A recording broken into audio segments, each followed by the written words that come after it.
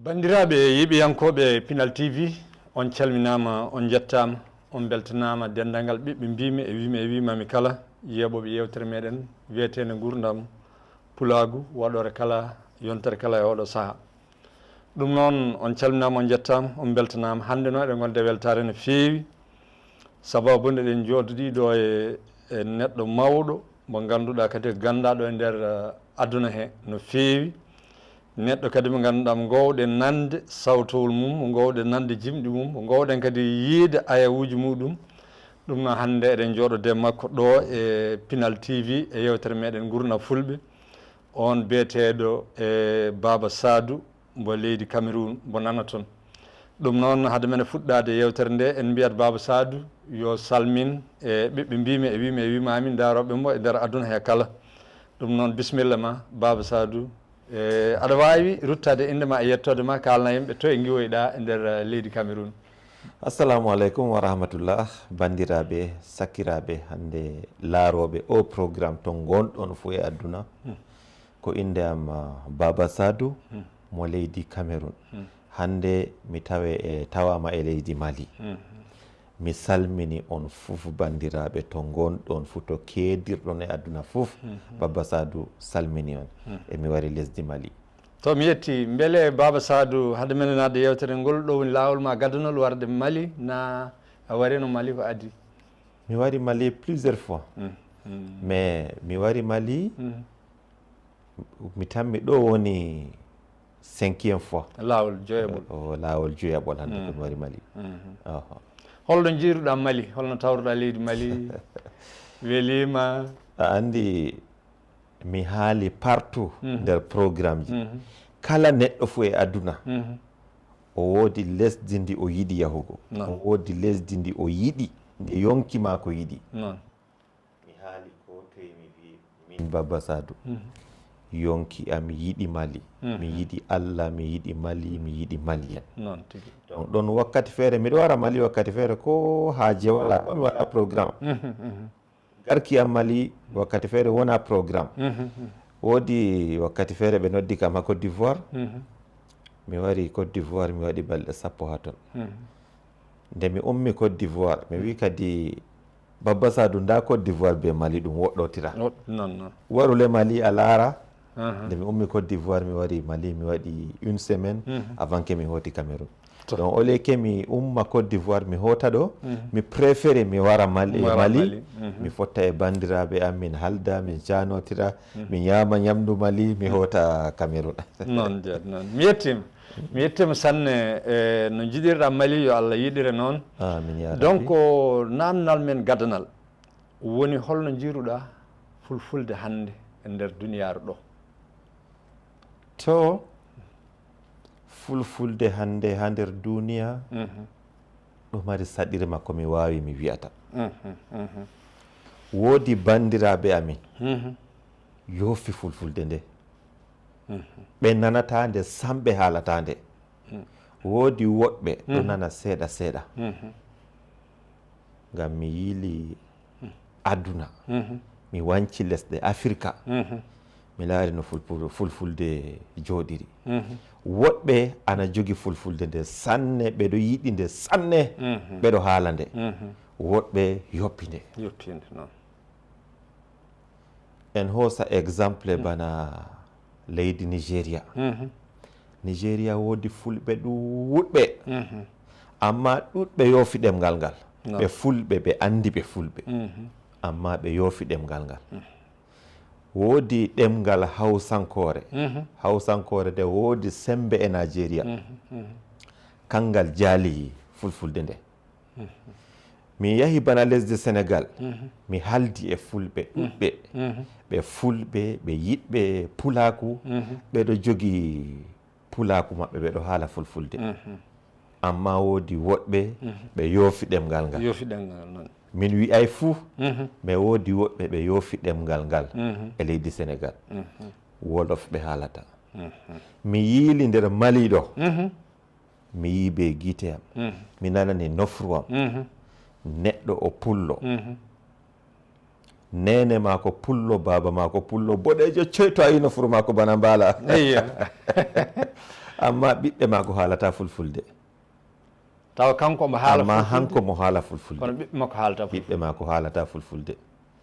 ɗum wela kam sam to na lesdi ndi tan lesɗe fulɓe ɗuɗɗe ɗo mari probléme o exemple yande feere mi yahi berniwol Kano ha Hausa en ɓuri wonugo ha nder Nigeria mi fotti be ɓiɗɗo pullo o star par ce que oɗo tourna filme ha nder filme industrie Hausa théâtre oɗo waɗa théâtre so mi haalanimo fulfulde oɗo nana amma se o jaabami be Hausare mi wimo derɗam a pullo mamiraɓe ma fulɓe nden a star hande aɗa jogi tutawal pulako ngal ay hani haaloɗa fulfulde non jaati o wiyam kay oɗo laara fulfulde nde bana to ɗum bolle mama en maako bolle bana ɗemgal mama en maako yawtuɓe ayi mi wi ɗum vraiment ɗum wela kam sam miɗo tora fulɓe to gonɗon e adduna fof mi tori on mi torti on si vous voulez je me mets à genoux ɓiya so a pullo a haalowo fulfulde haala no ɓiya fulfulde so a haalanimo fulfulde daga nder saare ɗemgal ngal wolwete ha nder wuro mon ɓiya ekkitan ngal ha yaasi amma o umma ha nder saare ma oɗo haala fulfulde jogee ɗemgal ngal nangi laawol majjude en waɗe effort deydey no Allah wawni amin ɓamte ɗemgal ngal en tawi mamiraɓe amin ɗo haala ngal jogee ɗemgal ngal en wolwine ɓiɓɓe amin taniraɓe amin wara joga ɗemgal ngal ha fulfulde gasa e aduna ɗon conseil am komi hokkata fulɓe exemple ban ha lesdi Cameroun fulfulde ɗo haale ha toon minon alhamdulillahi komi wawi mi wiya hami yiili fuu mi taway ha ɗemgal fulfulde ɗo haale banno fulfulde haalirte ha Cameroun min jogi région ji tati région de l'extrême nord wiyete Marwa région de grand nord wiyete Garwa région de l'Adamawa wiyete Nguurndere région ji tati ɗi ko a tubanko ko a julɗo ko a julata a pullo a wona pullo fulfulde haalata woɓɓe ɗuɗɓe majji ɗemgal muɗum ɓe warti ɓe fulɓe haala kami wiyatama ka to a fotti be ɓiɓɓe Cameroun a faman ka a fottan be neɗɗo o wona o julɗo o wona o pullo amma a tawa to luuti français sey fulfulde nde o haalata ay ɗum weli sanne ni hani jogiren ɗemgal ngal ɗemgal on hande welngal marngal daraja ta en yoofe ngal to en yoofi ngal en metata en hefta ngal to en tawata ngal to ngal daɗi en tawata ngal fay wala to en tawata ngal to hande woodi woɓɓe ɗon ɓe fulɓe ɓe yoofi ɗemgal maɓɓe ɓe yiɗi ɓe lorta ɓe haala fulfulde nde amma wakkati dilli ɓe metata haalugo fulfulde nde mo ekkitinta ɓe ɗum probléme ko en jogi ha Pulaku hande mi tori on bandiraɓe laaroɓe o programme ha wakkatire nde Allah haala ka nasta nofrumoɗo exemple min mi woodi ɓiɓɓe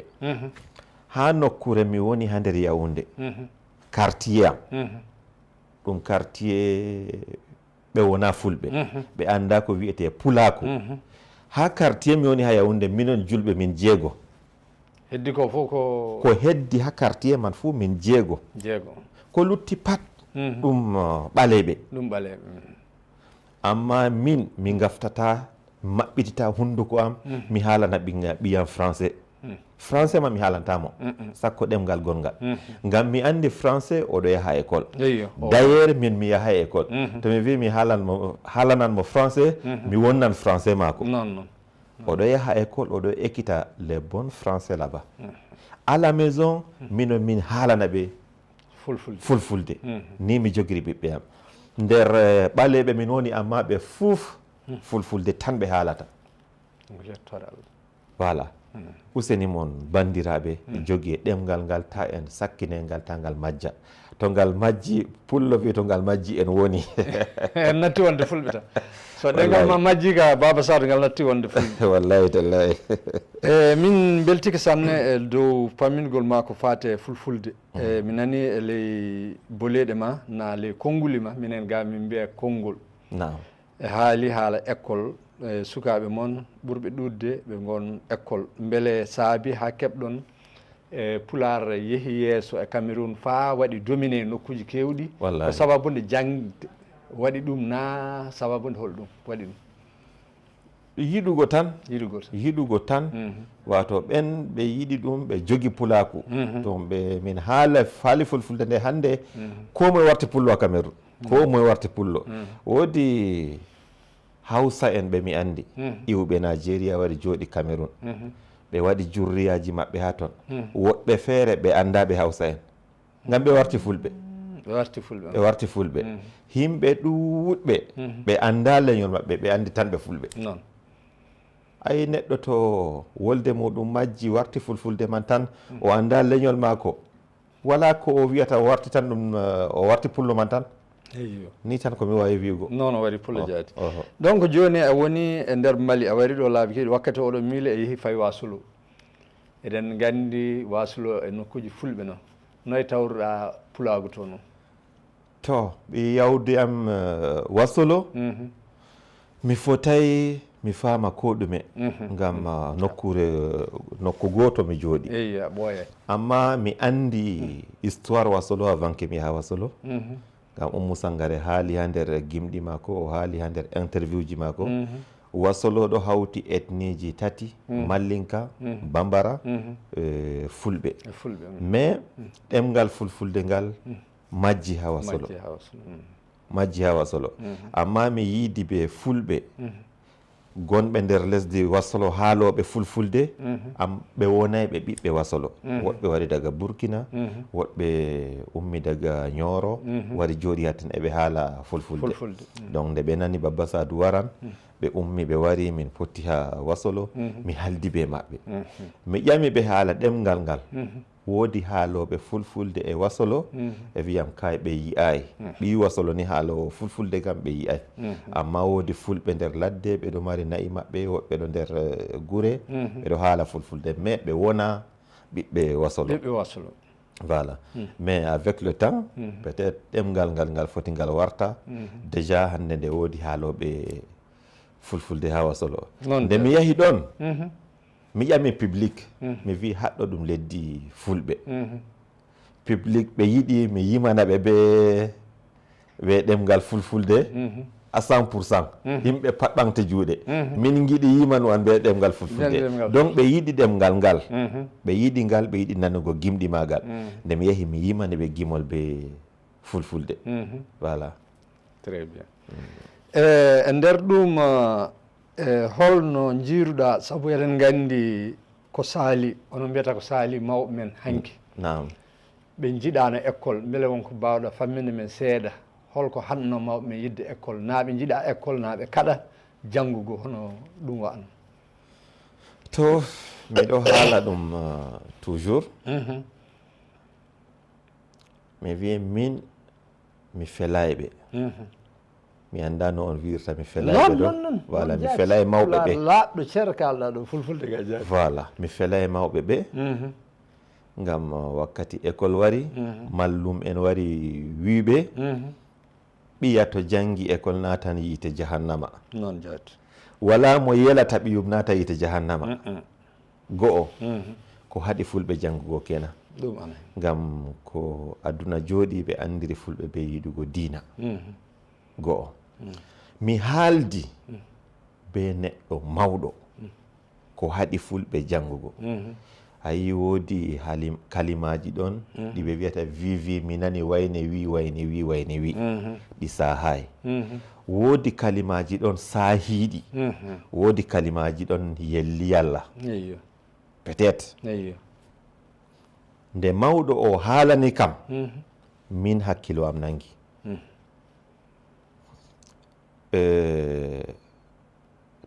nasara en onon tubanko on wiyata eyo tubanko tubanko so yiɗi honuma na seeto o hoosi kafahi o honirima na seeto o hoosi bindigaru o honirima na seeto o nangima o honama so o yiɗi o honama o woodi andal o ɓurima tubanko nde wari africa tawi fulɓe en fulɓe en andi hakkilo pullo caɗɗum noon jaati ɓe yiɗi ɓe huuda ɓe fulɓe ɓe waada golle e fulɓe ɓe tawi impossible ɗum waɗata ko non hoore pullo saati go'o ɓe tawi ha africa ɗo pullo on mari jawdi pullo on mari laamu pullo mari maccuɓe fulɓe on jangiɓe kamɓe jogi diina nden ɓe yiɗi ɓe huuda ɓe fulɓe huudugo ɓe fulɓe salori ɓe tubanko dilli lorti ɓe yahi ɓe etidi hakkilo fulɓe ɓe lorti ha fulɓe ɓe wari ɓe tawi laamu fulɓe ɓe wi laamiɓe minon min wari africa hannde min yiɗi min jangna ɓiɓɓe africa amma minon min missionnaire en min jangnan ɓe mission so on yiɗi onon min hoosa ɓiɓɓe mon min jangina ɓe mission so on yiɗa min dolata on min obligata on se ɓiɓɓe mon janga woodi pullo mo jaɓata ɓiyum janga mission jaɓata ɓe wi minon kam min yiɗa min yiɗa ɓiɓɓe amin janga mission tubanko wi ɓe wala probléme ɗum wala probléme min dolata on se ɓe hoosi haaɓe lesdi fuu haaɓe africa ɓe wi ɓe jangnan ɓe ngam tubanko andi to o jangni haaɓe ɓe na ɓaawo duuɓi sappo nogas 30 40 50 haaɓe ɓe waylitan ɓe marta fulɓe bano hande fulɓe mardi maccuɓe ɓaawo fulɓe tammi wartugo maccuɓe haaɓe ɓe ni tubanko honiri amin neɗɗo mawɗo marɗo duuɓi jangani kam haala ka nde o wiyam ka min be hoore am hakkilo am jaɓi no hakkille ne jaɓ hakkilo am nangi haala ka noon jaati to amma hande nde ɓe tabbitini jangirde wala bana jangirde alhamdulillahi ɓeɗo jangna ɓiɓɓe maɓɓe ɓeɗo jangna ɓiɓɓe maɓɓe amma wona 80% wona 100% aduna fof ɗo mari probléme o eyyo affaire hande wakkati rentré même ha amin ha Cameroun a yaha nokkuje feere bana ladde a tawa ɓikkon haaɓe pat hooti école amma a tawa ɓikkon fulɓe woɓɓe ɗo dow laawol yahata école en ɗo jogi probléme o timmay ɗon bo je me mets à genoux mi tori fulɓe aduna fof jangne ɓiɓɓe mon en jangne ɓiɓɓe amin ɓe en jangna ɓe ta en heɓa probléme ta ɓe heɓa probléme ɗum enen en heɓi exemple min Babba Saadu mi meeɗay yaade école mi jangga école amma ɓiɓɓe am fof ɓeɗo jangga école hande to en jangne ɓiɓɓe amin en jangne ɓiɓɓe amin en jangne ɓiɓɓe amin haala janggo bandiraɓe ɗo conseil am komi hokkata bandiraɓe dow haala jangde useko ma a yettama a jarama merci beaucoup ley leydi Cameroun naam beele aɗa tawa fulɓe ene jooɗi hono no jeerata Maliga tawa fulɓe ne jooɗi ne kaala bamrankore tawa kamɓe fuu ɓe fulɓe walla tawa ɓe kaala ɗemle goɗɗe walla Sénégal tawa fulɓe ne jooɗi ne kaala wolof beele ɗum ene Cameroun ɗum to mi fotay wiigo mi naati kala ci'e fuu ha Cameroun amma ɗum gite am yiyay ɗum minon kam ni so a tawi fulɓe ɓeɗo jooɗi ɓe ɗiɗo ngam français ɗon langue nationale di Cameroun c'est possible a foti a tawa fulɓe ɗiɗo ɓeɗo halda français ko luuti français abadan a tawata fulɓe ɓe ɗiɗo ɓeɗo jooɗi ɓeɗo haala ɗemgal gongal minon ka fulfulde nde ni amma mi daari e Nigeria kay ɗo kam ɗum vie quotidien maɓɓe eyyo a tawa fulɓe ko ɓe nogas ɓeɗo jooɗi ɓeɗo haala hawsare mi laari e maliɗo onon mi laari mona maliɗo eyyo laari fulɓe on ɗo jooɗi on ɗiɗo on ɗo halda bambarankore ni mi laari e sénégal a tawa fulɓe ɓeɗo jooɗi ɓe ɗiɗo ɓeɗo halda wolof donc ko nandi e man ko nandi e man ko nandi e amin amma mais Cameroun mi laaray ɗum eyi ɗum to Cameroun ɗum ɓe mbiyata yimɓe woppoɓe ɗemgal mum ene kaala ɗemɗe janane ni ɗemgal mal majjirta ɗum fooɗata majjude ɗemgal ngal non donc to on haldan on fulɓe kam so on ɗo nana fulfulde nde on halda fulfulde non to on ummi ɓe ɓiɓɓe mon haalane ɓiɓɓe mon fulfulde amma to on naati jama'are ɓe nanata ko on haalata ɗo bo wala probléme halde ɗemgal ngal on faamotirta ni komi wawi mi wiyatama joni aɗa andi ko ɓuuri mawnude hande leñol fulɓe nam mi anda pular o nattu welde yimɓe ɓe mi anda ɗume waɗi fa fulɓe joni batti jooɗade ɓe kalda hakkude mabɓe fulfuldeji goɗɗi mi faamayi ɗume addi ɗum donc saabu joni en jii kadi musique hono jimɗi woɓɓe ɓuuri hewde yimɓe heɗade ko jimɗi leƴƴi goɗɗi ɗum to Mali ga e Sénégal e ɗum no heewi keɗo jimi bambaraɓe jimi wolofɓe hono rappere e mumen donc ɗum e noon ana wayi noon Cameroun na walla ɗume kadi mbiyata yimɓe heɗotoɓe musique aji janani joppa musique mumen e to komi wawi mi wiya ayi nane kam musique aji fulɓe ɗuuɗay fulɓe ɗuuɗay yimude amma hande kana musique ji fulɓe woodi musique ji fulɓe woodi machine ko minon ha Cameroun nane ɗo musique ji Mali musique Hausa Nigeria bana musique India ɗiɗo min nanata ngam fulɓe wala gimol fulɓe yimata ɗon ko min personnellement miɗo nana musique malienne machine musique malienne mi heɗata to amma hande gimɗi fulɓe ɗo waagi surtout bana Cameroun fulɓe ɗo waɗa musique machine bo be al'ada ko yadata be al'ada min miɗo wiya no himɓe pullo o pullo mo mamiraɓe mo fulɓe joga micro yima Baaba Saadu ɗon parmi les premiers vous voyez un peu bon il y avait les anciens les Baaba Mal ils chantaient très bien on les écoutait mais le temps là fulɓe natay musique ɗum machine gal secteur amen mi wawan wiugo gal Cameroun woodi nanoɓe fulfulde amma ɓe wonaɓe fulɓe ɓe yimran ɗemgal fulfulde amma ni a pullo a wolwowo fulfulde miɗon parmi les premières par ce que fulɓe yiɗano musique ɓeɗo laara ɗo ɗum mbambu ɗum torde ɗum wooɗa amma nde mi nasti musique ayi alhamdoulillahi min mi jangi defte donc mi nastiray musique ɓe komin wiyata bostu d'accord bosto woni bana soyde daraja soyde daraja mi komi wiyata ɗum mi andi ɗum ngam mi wawan darugo e julirde mi waaja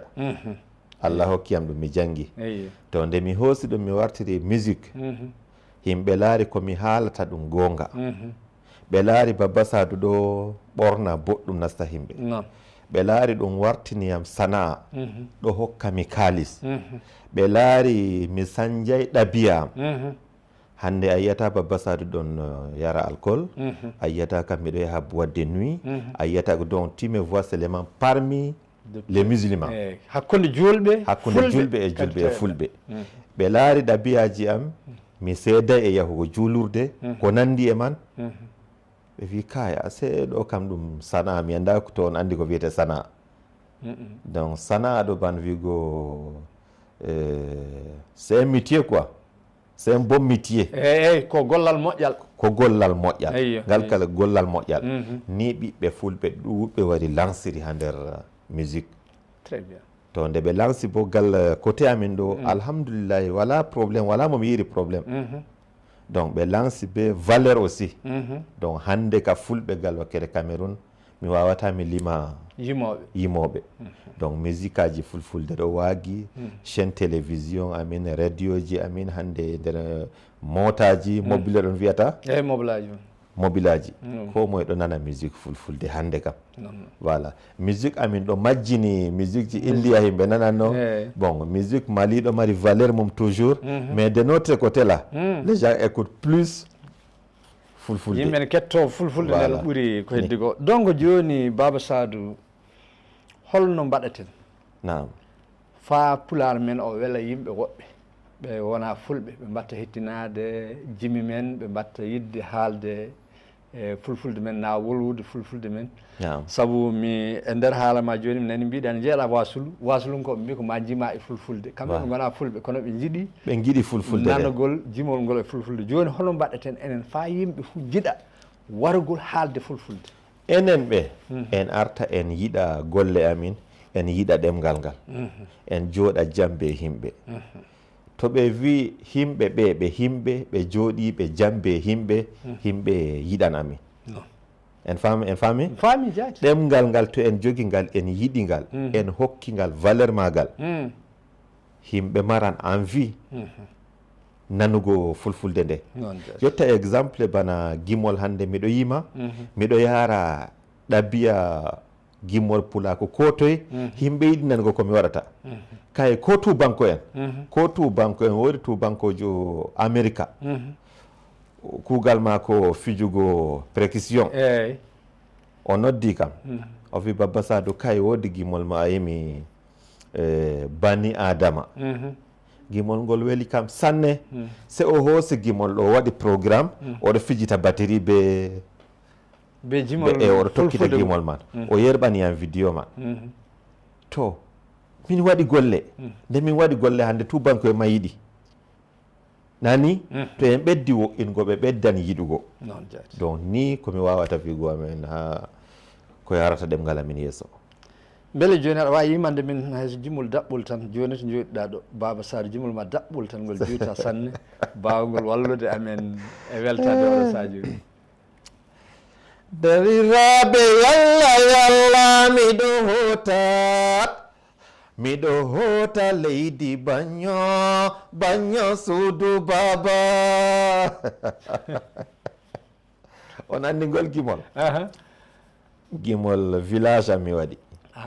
ok wuro mon no mbiya saare voilà wuro amin miɗo hota baño suudu Baaba hande ka ha leydi baño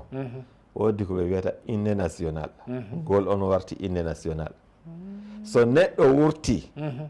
wi derɗiraɓe yalla miɗo hota ko mawɗo ko ɓiɗɗo debbo gorko ko ɗum moye ha lesdi baño o répondan ko woni yeeso toon miɗo hota leydi baño suudu Baaba très bien voilà donc ɗum noon ha joni mbiɗa yiiɗi ɓeyden saabu aɗa andi hokkata leñol yiɗede tigui tigui ko haali ɗum mbiɗa ko valorisé ɗemgal ɗemgal ngal waɗe valorisé ngal teddine sanne donc joni holko mbiyata anduɓe meɗen kañum e alɗuɓe joom en jawdi ɗume ɓe mbawi waɗugo ɗume ɓe kaani waɗugo fa ɗemgal ngal yimɓe fo jiɗa ngal kuccana ngal kañum e yimoɓe fo ha yimoɓe e rôle mumen wonɗo holɗum kanɗon wadde fa yimɓeɓe fo jiɗa ɗemgal ngal ɓe kuccana ngal jaati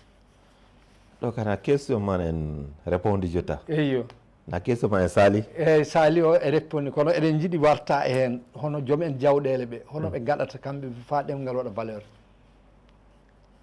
ɗume ɓe guittan ceede na ɓe mbaɗan ɗume goɗɗum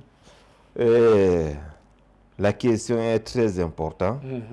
mi meeɗi nanugo ɓe haali gotkami ɗo mandi mi yejjitay ɓe wi haani jawmiɓe jawle e fulɓe ñiɓa école ji ɓe ñiɓa école nder lesɗe fulɓe fof hande a yi ende jogui saɗirma a tawa fulfulde mali ɗo mari différence e nde sénégal fulfulde mauritanie ɗo mari différence e nde burkina cameroun ɗo mari différence e nigéria to ɓe ñiɓi école ji fulfulde fulfulde e jangne wartan ko toye pullo haali pullo bandirawo makko faman to fulfulde ɗo warti ɗemgal gotal saɗele timmi wona bo ngal ɗo jange to mi meeɗi nanugo ɓe wolwi haala man ha tabbital ɓe wi hani école ji ñiɓe c'est un très bonne idée to ɗum gaɗi ɗum nafan fulfulde fooɗan bo yimɓe ɓe wona fulɓe fuu yiɗa ɗemgal man e bo janga ɗemgal man ngam en hosa exemple tubanko ɗo janga fulfulde ɓeɗo janga fulfulde to amma to tubanko jangi fulfulde laggine ko fulfulde mali ko gambia o wawata o fama fulfulde cameroun to tubanko yahi jangi fulfulde cameroun warti famata fulfulde mali amma to fulfulde warti ɗemgal gotal ɗum famoti tan wala caɗirma ni kadi to mi yetti saabu no mbiɗa ni gonga jaati min hoore mi jangguini tubakoɓe hewɓe e kono mbeɗe miiji e oɗo wakkati eɗen jogui caɗele woni ɗemgal so wala golle fuu ngal heewani wadde valorisé saabu sen daari e nder leyɗe tubako en leydi tubako fuu ɗemgal mum waɗi ɗemgal gotal ɗemgal mum ɓe mbaɗi ɓe mawnin non saabu hay ɗo e Mali aɗa andi ɗemɗe ana ɗo fa heewi fulfulde ɗe jiida ɗum ko ɓilla mawka woni ɗo kono fa joni en gartan e wasiya mi aɗa faama wasiya hono wasiyade fulɓe ɗumen mbasiytoɗa fulɓe tigi tigi hannde koɓe gaɗata ngam ɗemgal fulfulde ngal waasa maayde na mi annda mbiyata ngal maaya na waata na hono mi annda fuu gotel min wawi min wiya maaya min wawi min wiya waata gotel wasiya komi wasata bandiraɓe am ɗum ɗum min fuɗɗiri programme noon jaati en yiɗa ɗemgal amin ngal en haalana ngal ɓiɓɓe amin hakkunde amin en haala pular ɗum yarata ɗemgal ngal yeeso amma to en yiɗangal en ɗo laara ɗemgal ngal bana ɗum ɗemgal mamiraɓe amin enen kam en mawni hande en feeri en nasti jamanu français tan giɗɗen e anglais tan giɗɗen ɗemɗe himɓe giɗɗen pular ngal ngal watan complétement par ce que exemple ñande feere ɓe invité am e télévision ha Nigeria on m'a posé la même question ha ville ɓe invité am ɗo ville man ɗo wiye Gombe mi wi mi laari goɗɗum e Gombe tous les anciens là tous les parents là ils parlent peul mais leurs enfants ne comprennent pas ɓe ko seeɗa ɓe nanata nde ɓe nanata ɗo ɓe fulɓe noyi ɓiɓɓe maɓɓe tammina kamɓe maɓɓe nanata noyi ɓiɓɓe maɓɓe tamminanirgo nayi ɗum probléme ɓe jogui ton mawɓe lesdi Gombe fof ɗo haala fulfulde amma 70% ɓiɓɓe maɓɓe hande haalata fulfulde ɗemgal ngal ɗo dow lawol majjugo to mawɓe ɓe dilli moye lorata ekkitina ɓiɓɓe ɓe fulfulde ɗo probléme mawɗum ko en jogui Afrique partout donc en lorte ɓaawo en valorise ɗemgal amin en yara ngal yeeso sabu ko kalɗa ko ɗum goonga e leydi Mali ɗo e hoore mum ɓilla mawka ɓuri wonde ko e gelle ci'e mawɗe e ley ci'e mawɗe ɗe ko ɗo woni to pular maayi ɓuri ɗuɗgol amma ley broussage ɗi fuu fulfulde no haale no wowle joni holko mbiyata e gure mawɗe fulɓe wonɓe gure mawɗe ɗe holko mbiyataɓe kamɓe yoppuɓe ɗemgal maɓɓe kadi ko ɓuri hulɓinade fuu tawa ko neɗɗo immiɗo tan ladde wari o wona neɗɗo konnoɗo ley ngenndi de ko neɗɗo gimmiɗo ladde wari kanko wowlanta ɓiɓɓe makko jibinaɓe ley ngenndi ɗo babarankore ɗum mbiyataɓe yimɓe ɗum welanane nanede ɗum wela nanede sanne bandiraɓe même message mi lortani on ko a heeɓi e aduna fof no a jooɗiri nder gure fof jogu ɗemgal ngal jogungal ɓiɓɓe ma bo joga ngal ayi ɗum jurum ɗum to ɓiya majjiri ɗemgal en ɗo yiɗi ɓiɓɓe amin ay nde en yiɗi ɓe en andi ɓe fulɓe en ɗo yiɗi bo leñol ngol hani en no ɓiɓɓe amin ɗo en jongna ɓe fulfulde nde ɓe haalande no haani ngam a jooɗi nder wuro an a jangi français ko aɗo mari bureau ma c'est pas normal a yejjita ɗemgal ngal a musini c'est pas normal en wi ɗemɗe hande bana bambaranko bana wolof en wawan ena haalande ha yaasi se ɗum langue national kay ko ɓe sukki noppi ma a wawan anana bambarankore ɗum langue national mais fulfulde amin nde ta en yoppede tade majje en haalane ɓiɓɓe amin jemma e nangue mi haldi ɓe goɗɗo e Mali ɗo o wiyam kanko il est toujours occupé oɗon bureau e debbo mako kayum mawninta ɓikkon kayum wolwinta ɓikkon bambarankore mi wi yo an a wawan ngam ɓikkon ma ka no a woniri occupé fou a yidan ɓe ɓikkon ma haalan we fulfulde ɓinguel maka to a haalanimo fulfulde o nanan o nanan laɓɗum tal en joguite ɗemgal ngal useni mon bandiraɓe eyyi ɗum noon Baba Saadu min jetti mi yetti on sanne min mbima useko mon e min jaɓɓimama ɗo e ley Pinal TV merci joni hol konngol ma cakkitigol ngol mbiyata yeɓiyankoɓe Pinal TV mi yetti Allah mi yetti ɓe mi yetti Pinal TV mi nani belɗum machine hande tawugo Pinal TV ɗum télévision on ɓeɗo waɗa émission ji dow fulfulde ɓeɗo waɗa gimi fulɓe e filmé fulɓe vraiment je suis très content Allah wallum on yaaru golle mon yeeso Allah ɓesdana on laawol no on wallira pulaku bana ɓe kamɓe woni walloɓe pulaku kamɓe woni walloɓe ɗabiya pulaku en ɓesde waɗangoɓe do'a e Allah yaaruɓe yeeso enen bo en ɓesde jogutugo ɗemgal ngal ngam en yara pulaku amin yeeso mi yettiɓe jarama madallah a jarama Baba Saadu e on jarama yeɓiyankoɓe Pinal TV jarama on jettama on calminama eyyi ɗum noon yewtere men ko ɗo garten yewde ɗum hande eɗen jetta Baba Saadu no feewi eɗen mbiya yo Allah rokkumo sembe e yaade yeeso ha joni e wallude fulɓe saabu yewtere nde waɗani men ɗo nde ko yewtere pattam lamre mawde nde ganduɗa naftore janggo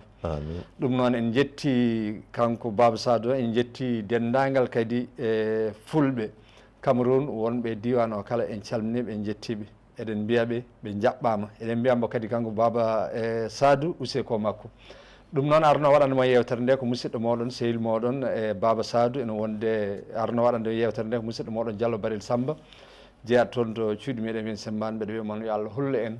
yontere arore tawa eɗen ɓeydi ustaki on jarama